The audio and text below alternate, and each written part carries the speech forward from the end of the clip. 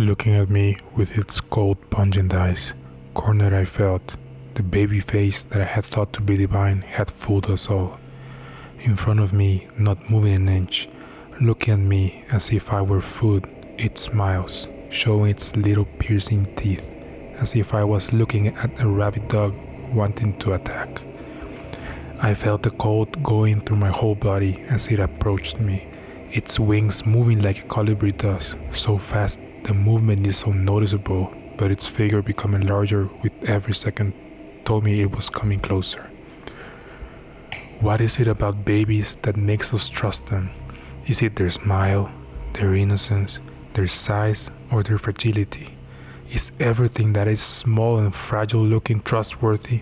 I asked myself, as I knew these were the last moments of life I had left. Something made me question every decision I ever made, including the one that had led me here, to this very corner. I remember that as a kid, my grandmother had a pillow on her bed. It always made me uncomfortable because, you see, in the middle of the pillow, there was a plastic baby face, a cherub, my grandma said. I always recoiled when looking at it. Nowhere in the Bible does it say that there are angels with baby faces and bodies, so where does this notion come from? In front of me, an innocent-looking creature, resembling a baby with big eyes, big cheeks, and a very small body with small wings carrying it around, making it float, giving a notion of an angel floating. But I know this isn't an angel, it must be something else by the way it makes me feel.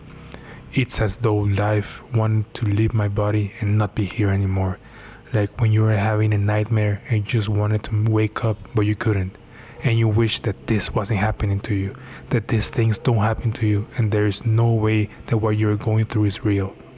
My grandmother used to tell me about guardian angels, fairies, and leprechauns, and the way she glorified them gave me a feeling of ease, like they were my friends and I should not fear them. And there was a time I believed they didn't exist. I had never encountered one after all, and why would I believe it to be true? I had no proof of this, other than my granny's words. But here I was, not in a nightmare, not in a dream. There was no escaping from this. Cherubs were real after all, and they are not divine at all.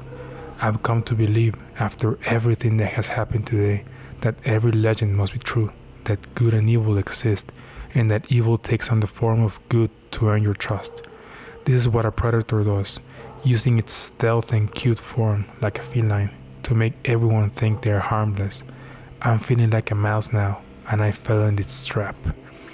What does it want from me? Was all I could think of now. And the baby's face near my face.